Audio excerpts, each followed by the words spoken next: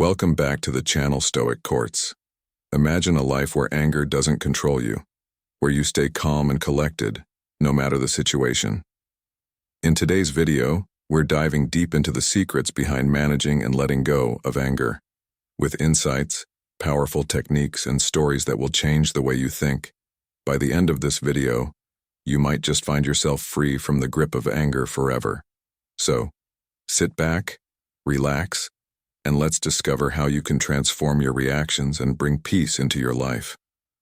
If you're ready, let's get started. Number 1. Understanding anger. Anger is a natural and complex emotion that everyone experiences at some point in their lives. It is often triggered by feelings of frustration, injustice, or a perceived threat to our well-being. Understanding anger involves recognizing its physiological, emotional, and psychological components.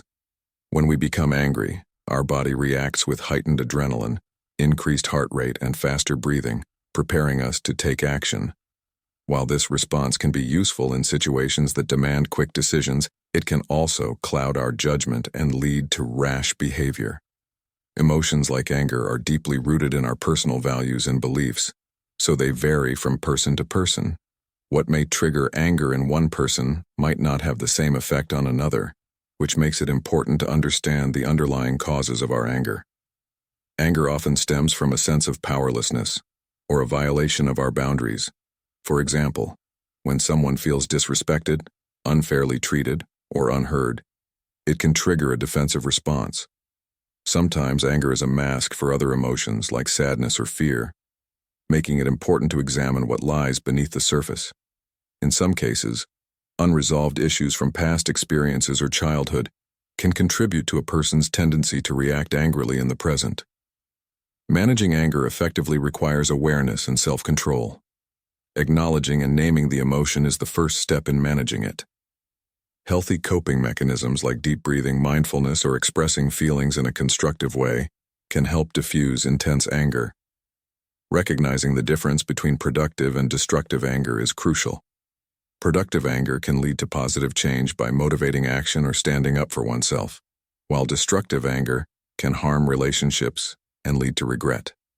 By understanding anger as a signal that requires attention rather than as something to suppress, we can better navigate this powerful emotion and learn to respond in a healthier and more balanced way. Number 2. Identifying triggers. Identifying triggers is a crucial first step in understanding and managing emotional responses, especially for those dealing with stress, anxiety, or other emotional challenges. A trigger is any event, situation, or stimulus that provokes a strong emotional reaction, often disproportionate to the immediate situation. These reactions can range from feelings of anger or sadness to heightened anxiety, and understanding what sets them off is essential for emotional regulation. To identify triggers, it's helpful to start by paying attention to moments of intense emotional responses. Reflecting on the circumstances surrounding these feelings, what was happening, who was involved, and where you were, can provide important clues. It's often not the event itself, but the interpretation of the event that causes a strong emotional reaction. For example, a person may feel frustrated after a colleague interrupts them, but the trigger may not simply be the interruption. It could be a deeper sense of being unheard or disrespected. Keeping a journal can be an effective tool for recognizing patterns in emotional responses. By tracking moments of emotional intensity, individuals can spot recurring themes that point to specific triggers. Over time, these entries may reveal certain phrases, situations, or even times of day that are more likely to provoke a strong emotional reaction. It's also helpful to consider past experiences and memories. Sometimes current emotional reactions are linked to unresolved issues or traumas. A seemingly minor comment or event can tap into past wounds, bringing forward old emotions. By acknowledging the underlying causes, a person can better understand the connection between their past and present triggers. Once triggers are identified, it becomes easier to develop coping strategies and emotional management techniques. Awareness is key to reducing the impact of triggers, allowing individuals to respond in healthier, more balanced ways. Whether through deep breathing, mindfulness, or setting boundaries, knowing one's triggers is empowering, and it is the first step toward emotional resilience. Number 3. Practicing mindfulness. Practicing mindfulness is a powerful tool for enhancing our well-being and improving our mental clarity. It involves bringing our full attention to the present moment, cultivating an awareness of our thoughts, feelings, bodily sensations, and the surrounding environment without judgment. At its core, mindfulness encourages us to experience life as it is, rather than being trapped in regrets about the past or anxieties about the future. One of the simplest ways to practice mindfulness is through focused breathing. By paying close attention to each inhale and exhale, we can begin to quiet the mind and create space for more positive, calm thoughts. Regular mindfulness practice has been shown to reduce stress, improve emotional regulation, and increase our capacity to cope with difficult situations. Mindfulness can be practiced in many forms, from sitting meditation to mindful walking or eating. For instance, mindful walking encourages us to notice each step we take, feel the sensation of our feet making contact with the ground, and observe the rhythm of our movement.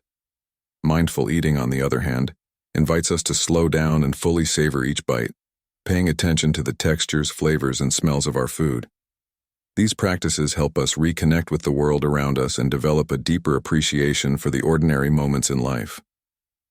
Incorporating mindfulness into our daily routine doesn't require a lot of time, but does require consistency. Even just a few minutes a day can yield significant benefits. As we become more mindful, we develop the ability to respond thoughtfully to challenges instead of reacting impulsively. This shift in awareness can lead to a greater sense of peace and a more positive outlook on life. With continued practice, mindfulness becomes a natural part of our lives, helping us navigate the ups and downs with a sense of calm and balance. Ultimately, mindfulness is not just a practice, it's a way of being. Number 4. Challenging negative thoughts. Challenging negative thoughts is a crucial step toward improving mental well-being and fostering a more positive outlook on life. Negative thoughts often stem from automatic, irrational beliefs that distort reality and hinder our ability to cope with stress or adversity. These thoughts might include feelings of inadequacy, fear of failure, or hopelessness about the future. However, it's important to recognize that these thoughts are not always accurate reflections of reality. The first step in challenging negative thoughts is to become aware of them.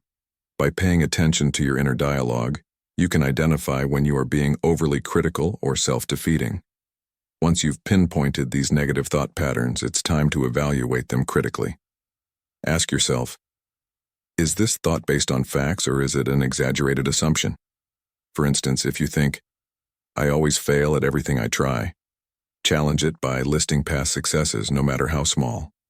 Recognizing past achievements can help you see that failure is often temporary and not a reflection of your entire ability.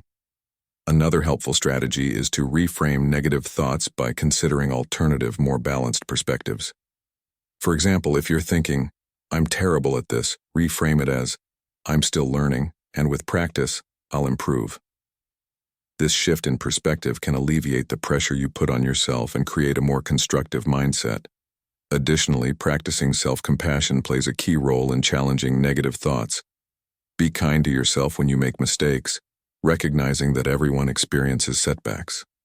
By acknowledging your humanity and imperfections, you reduce the power of harsh self-criticism. Finally, incorporating mindfulness or relaxation techniques can help manage the emotional response triggered by negative thoughts. With time and practice, challenging negative thinking becomes a skill, allowing you to replace self-doubt with confidence, resilience, and a more positive approach to life. Number 5. Cultivating empathy.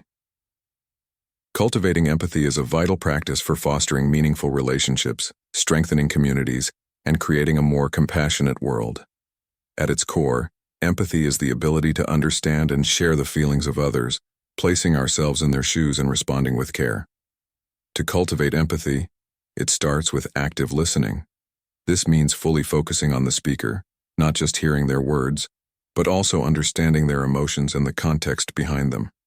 It involves silencing our internal judgments, allowing the other person's perspective to be seen without bias.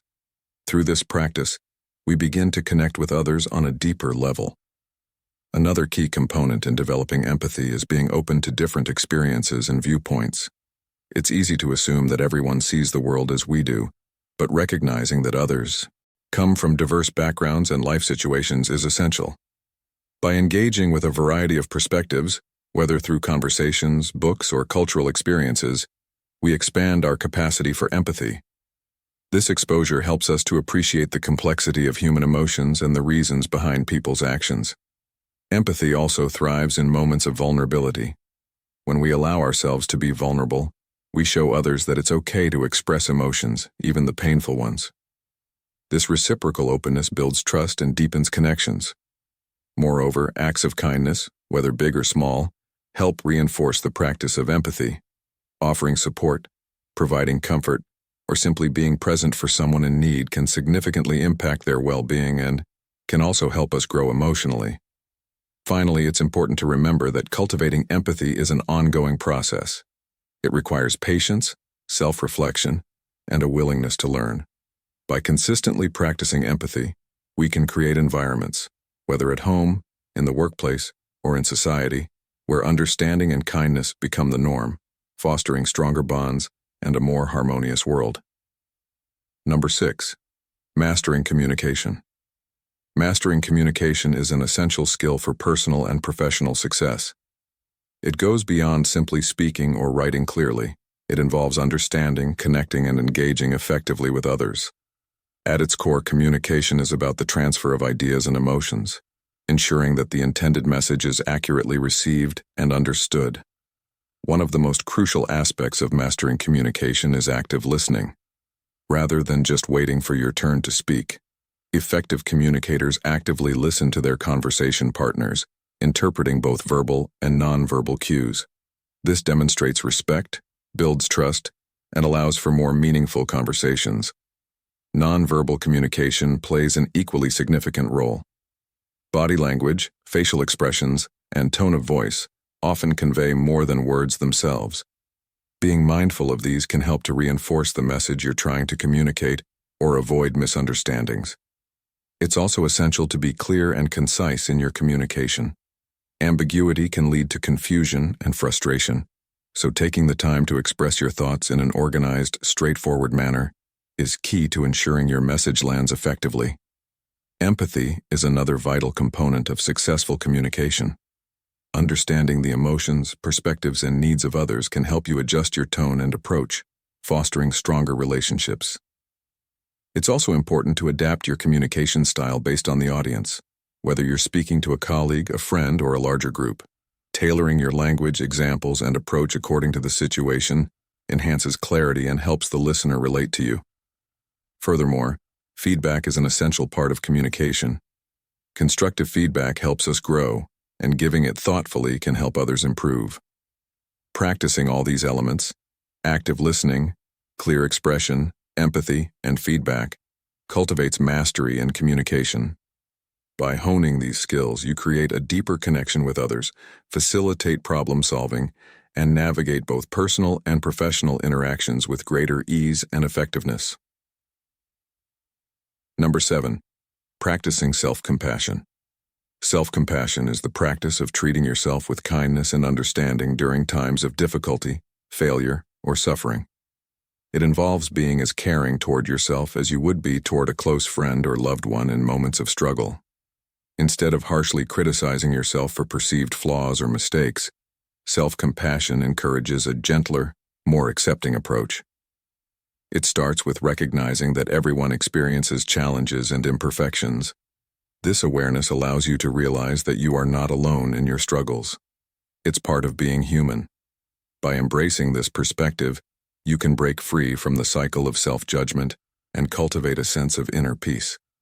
To practice self-compassion, it's important to be mindful of your feelings and experiences without getting caught up in them. This means acknowledging your emotions, such as sadness, anger, or frustration, without judgment or resistance. Instead of suppressing these feelings, allow yourself to experience them fully, but with a sense of warmth and understanding. You can then comfort yourself with kind words, just as you would reassure a friend going through a tough time. Another key component of self-compassion is recognizing the impermanence of suffering. Difficult moments will pass, and by accepting that hardship is temporary, you can reduce the tendency to catastrophize or dwell on negative feelings. Treating yourself with the same empathy you offer others fosters emotional resilience, which ultimately helps you navigate life's ups and downs with greater ease. Additionally, self-compassion requires practice and patience. It's not about achieving perfection, but about gradually changing the way you relate to yourself. Over time, as you become more compassionate toward yourself, you may find that you experience less stress, greater well-being, and improved mental health. By choosing to be kind to yourself in moments of struggle, you open the door to healing, growth, and a more fulfilling life. Number 8. Setting healthy boundaries. Setting healthy boundaries is an essential part of maintaining emotional, mental, and physical well-being. It involves clearly defining what is acceptable and what is not in relationships, work environments, and daily interactions. Healthy boundaries are about respecting your needs, values, and limits, while also respecting the needs of others.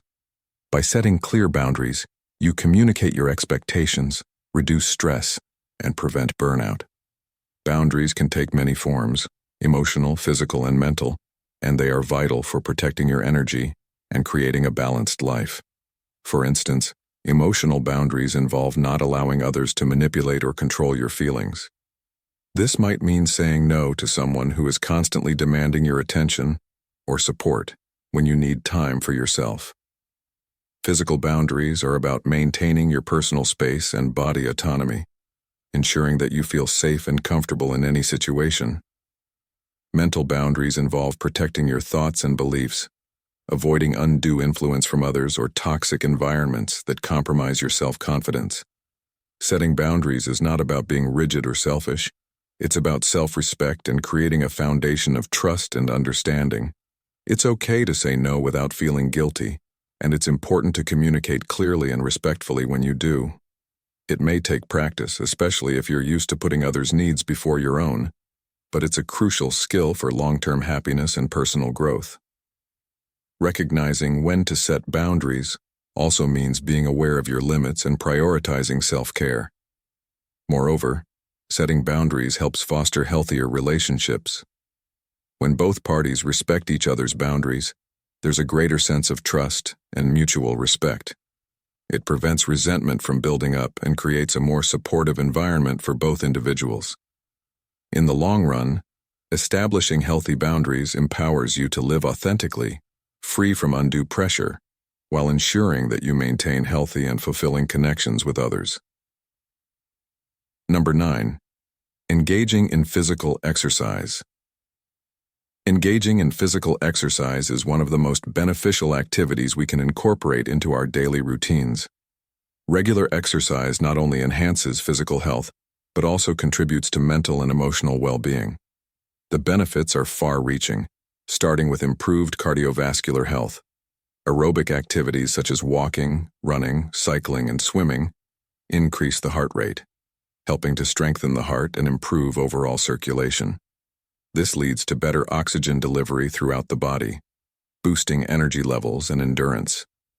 Along with cardiovascular benefits, exercise plays a critical role in building and maintaining muscle mass and bone density. Strength training exercises like weightlifting or resistance workouts promote muscle growth and help prevent osteoporosis, especially as we age. But the benefits don't stop with physical health. Exercise also has a profound impact on mental health. Studies have shown that regular physical activity helps to reduce stress, anxiety, and symptoms of depression. Exercise stimulates the release of endorphins, the body's natural mood boosters, which help to reduce feelings of stress and promote a sense of well-being. Moreover, exercise provides a healthy outlet for negative emotions, giving individuals a way to cope with stress and enhance self-esteem. Additionally, engaging in physical activity can improve cognitive function. Studies suggest that regular exercise boosts brain health by improving memory, focus, and learning abilities. For those who enjoy socializing, Participating in group activities like team sports or fitness classes provides a sense of community and motivation, further supporting mental well-being. Incorporating exercise into daily life doesn't require an intensive routine. Simple activities such as taking the stairs instead of the elevator, going for a brisk walk, or stretching regularly can make a big difference over time. The key is consistency. With dedication, the long-term benefits of physical exercise, including improved health, better mood, and a stronger body, become evident. Making time for physical activity not only improves the quality of life but also sets the foundation for a healthier, happier future. Number 10. Turning anger into positive action. Anger is a powerful and often overwhelming emotion that, if not managed properly, can lead to destructive behaviors and missed opportunities for growth. However, it is possible to transform anger into a source of positive action. The key lies in recognizing anger not as an uncontrollable force, but as an emotional signal that can be harnessed for constructive purposes. The first step in turning anger into positive action is to acknowledge it without judgment. Rather than suppressing or ignoring the emotion, take a moment to understand its root cause. Are you angry because of injustice, unmet expectations, or personal frustration?